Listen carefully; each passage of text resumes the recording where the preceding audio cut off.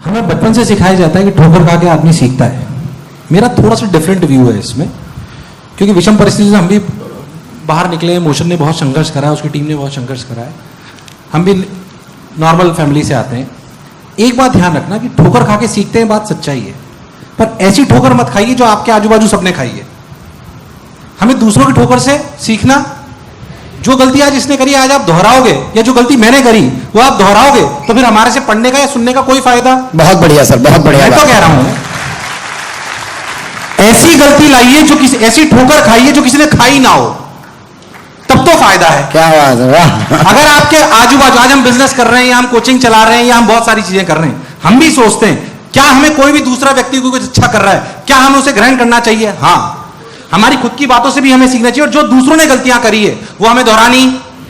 जैसे मैं आपको छोटी सी बात बताता हूं, बहुत सारे बच्चों को पता होगा, 2 मिनट लेता हूं सर, प्लीज सर। ये तो इससे क्योंकि मैंने खुद ने भी आईआईटी की तैयारी करी, मैं नॉर्मल सी बात है, मुझे बहुत डर लगता था। मेरी माता जी बैठी हुई जानती हैं कि मैं एग्जाम के पहले मुझे बहुत डर लगता था। बहुत लोग इस बात को जानते हो। अच्छा, मेरी कमी थी, मुझे डर लगता था कि मेरे को पेट में गुड़गुड़ होने लगती थी, बहुतों के होता होगा।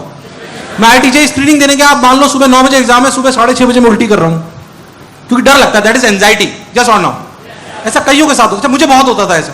अच्छा, फिर एग्जामिनेशन हॉल में आप चले जाओ, एग्जामिनेशन हॉल में आप चले जाओ, जितनी भी लड़कियां चश्मे लगाए हुए एग्जामिनेशन हॉल में लगती थी, मुझे लगती थी यही सब सेलेक्ट होंगी। अपना नंबर, अच्छा फिर एग्जामिनेशन में पेपर ऊपर करते हैं। अच्छा, ये डर पहले से होता है 10वीं 12वीं के बोर्ड में। अपने जैसे लड़के जो होते हैं ना, वो तो लिखते रहते हैं थोड़ा थोड़ा थोड़ा, अपनी आधी कॉपी नहीं भरी होती, तब कोई लड़की कहती है सप्लीमेंट्री। अरे मैंने कहा हमारी तो कॉपी नहीं भरी आती अभी। ये डर तब का है, पहले घंटे में भी कॉपी। अच्छा, मुझे बहुत डर लगता था। अब एग्जामिनेशन में जब हम सर ऊपर करते हैं तो हमें लगता है यार सारे बच्चे पेपर कर रहे हैं, मुझे ही कुछ नहीं आ रहा। हम ये नहीं सोचते कि जब उसने सर ऊपर करा था तब हम भी तो पेपर कर रहे थे। यस और नो? मैं एग्जामिनेशन की बात आपको बता रहा हूं। मैं आपको बताऊं, मैं फादर मुझे जयपुर लेके गए, एडवांस का पेपर था। एडवांस का पेपर हुआ, हमारे टाइम पे आईआईटी के पेपर में 2-2 घंटे के स्लॉट में पेपर होता है। पहले मैथ्स होती है, फिर फिजिक्स होती है, फिर केमिस्ट्री होती है। सबसे पहले मैथ्स का पेपर था। अच्छा, मेरे को वैसे ही बहुत डर लगता था अजीबोगरीब बच्चे देखकर, तो मैं चला गया 2 घंटे पेपर। सबसे पहला मैथ्स का, मैथ्स के पेपर में जाके बैठा। सबसे पहले 2 सवाल है कॉम्प्लेक्स नंबर के, मैथ्स के बच्चे नहीं, पर आप बात समझ सकते हो। 2 सवाल है कॉम्प्लेक्स नंबर के, उसकी पीछे की कहानी भी मैं आपको सुनाता हूं। कॉम्प्लेक्स नंबर, क्या मैं रफ्तार में सुन पाओगे मेरे को? क्या समझ पाओगे?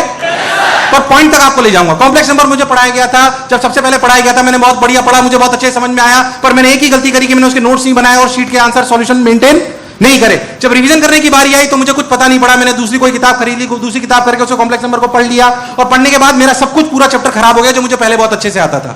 सीख ये है कि जो भी चैप्टर पढ़े, क्या उसके नोट्स और सॉल्यूशन क्या हैंड रिटन होने चाहिए? आपका नोट्स ही आपको रिवीजन कराओगे तभी आपको फायदा होगा। तो मेरा कॉम्प्लेक्स नंबर जो सबसे पहले पढ़ाया गया था मुझे बहुत अच्छे से समझ में आया था, पर मेरे को आखिरी आते आते वो बेकार हो गया। और विश्वास मानो ईश्वर की इतनी कृपा कि पहले 2 सवाल कॉम्प्लेक्स नंबर के ही आए। एग्जामिनेशन में पहले 2 सवाल कॉम्प्लेक्स नंबर की आए। अच्छा, मेरे आगे एक लड़का बैठा। अच्छा, एग्जामिनेशन में वो पता नहीं था पेपर टफ है कि आसान है, पता होता है क्या? ये तो बाहर जाके पता पड़ता है कि टफ था कि आसान था। जब सब लोग बोलते हैं तेरे को भी नहीं आया, मेरे को भी नहीं आया, बहुत बढ़िया। अब मेरे आगे एक लड़का बैठा, मेरे को 2 सवाल नहीं आ रहे, आंखों के आगे अंधकार छा गया, मुझे लग रहा है बीएससी करूंगा फिर एमएससी कर लूंगा। अच्छा, एक लड़का आगे बैठा है, वो हर 5 मिनट में कर रहा है यस। विश्वास मानो आपके आगे बैठा हुआ एग्जामिनेशन में बच्चा अगर हर 5 मिनट में करे तो आपके प्राण निकल जाते हैं। ये मैं अपने एक्सपीरियंस से कह रहा हूं, ये हंसाने वाली कोई बात नहीं, सच्चाई में हुआ। फिर मैंने अपने माँ बाप को याद करा, ईश्वर को याद करा, मैंने कहा चलो जो है वो कर ही लेते हैं। फिर मैं जब मैथ्स का पेपर देके बाहर आया तो मुझे सबने बोला कि यार पेपर बहुत टफ था, डरने की कोई जरूरत नहीं है। अच्छा, एग्जामिनेशन के दौरान जब आपके तो अगर स्लॉट्स में नहीं होते, पर अगर स्लॉट में पेपर हो तो एग्जामिनेशन के बाद डराने वाले हमें बहुत लोग होते हैं कि पेपर टफ था, अच्छा तेरे से ये भी नहीं हुआ। मैं तो कह रहा हूं उनसे डरने की कोई जरूरत बिल्कुल नहीं डरना, बल्कि अपन जैसे कैसा भी पेपर जाए, जब आप एग्जामिनेशन हॉल से बाहर निकलोगे तो यही बोलते हुए निकलना मेरे तो 720 में 720 आएंगे। तो आप ये समझ लो आप अपना एम्स में कंपटीशन आधा कर लोगे, क्योंकि